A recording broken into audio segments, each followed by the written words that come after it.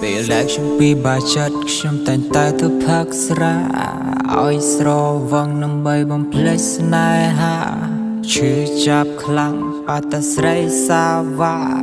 ឲ្យខ្ញុំឆ្អែតឲ្យហូរទឹកនេត្រាអ្នកណាដែលថាមិនឈឺពេលសង្សារលុចមានអ្នកថ្មី